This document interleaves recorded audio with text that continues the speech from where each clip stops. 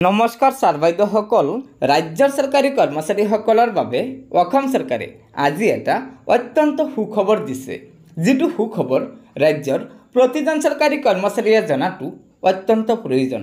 হয়, এয়া চাওক, অসম চৰকাৰৰ একাউণ্ট আৰু ট্ৰেজাৰী সঞ্চালকালয়ৰ কাৰ্যালয়ৰ তৰফৰ পৰা এই নিৰ্দেশনাখন প্ৰকাশ কৰিছে।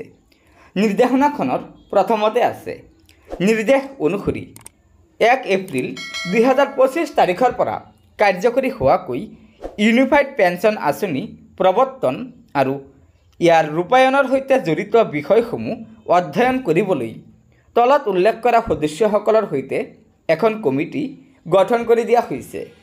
কমিটিখনৰ সদস্যসকল আছে, প্ৰথমতে শ্ৰী অজিত দাস AFS, এখেত হৈছে কমিটিখনৰ অধ্যক্ষ। 2 নম্বৰত আছে শ্ৰী প্ৰণৱ শৰ্মা AFS, এখেত হৈছে যুটীয়া সঞ্চালক আৰু কমিটিখনৰ সদস্য হিচাপে অন্তৰ্ভুক্তি হৈছে। 3 নম্বৰত আছে হীৰামণি বৰ্মন AFS, উপ সঞ্চালক, এখেতো কমিটিখনৰ সদস্য সম্পাদক হিচাপে আছে। 4 নম্বৰত আছে শ্ৰী উৎপল ভট্ট ব্যৱস্থা প্ৰশাসন, এখেতো কমিটিখনৰ সদস্য। 5 নম্বৰত আছে শ্ৰী তামুজ্যোতি বসু সহকাৰী ব্যৱস্থা প্ৰশাসক, এখেতো সদস্য। 6 নম্বৰত আছে অশোক বেনাৰ্জী ছিষ্টেম অপাৰেটৰ সদস্য।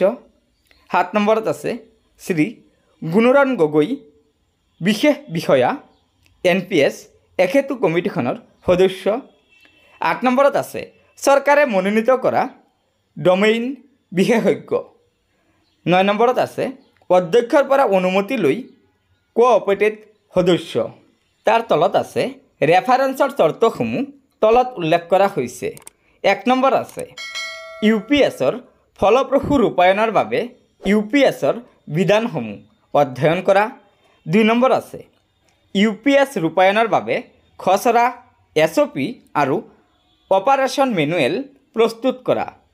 3 নম্বৰত আছে 8.5% চৰকাৰী মডাছ অপাৰেণ্ডি। 4 নম্বৰত আছে UPS প্ৰণয়নৰ বাবে ছিষ্টেম ডিজাইন আৰু ৱৰ্কফ্ল'ৰ বাবে খচৰা প্ৰস্তুত কৰা। 5 নম্বৰত আছে NPS আৰু UPSৰ সন্দৰ্ভত কম্পাছনেট ফেমিলি পেঞ্চন আঁচনি অৰ্থাৎ CFPত প্ৰয়োজনীয় সংশোধনীৰ খচৰা প্ৰস্তুত কৰা। 6 নম্বৰত আছে সমিতিৰ সিদ্ধান্ত অনুসৰি আন যিকোনো বিষয়।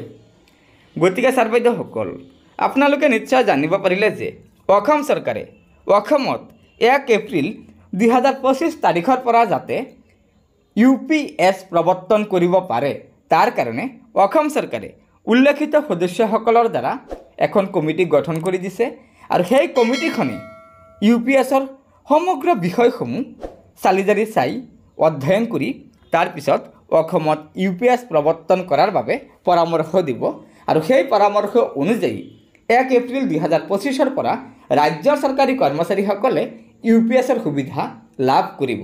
গতিকে এয়া নিশ্চয় ৰাজ্যৰ চৰকাৰী কৰ্মচাৰীসকলৰ বাবে অসম চৰকাৰৰ এটা ঐতিহাসিক সিদ্ধান্ত।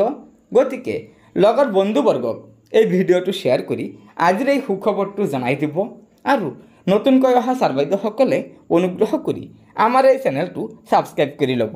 ধন্যবাদ। জয় আই অসম।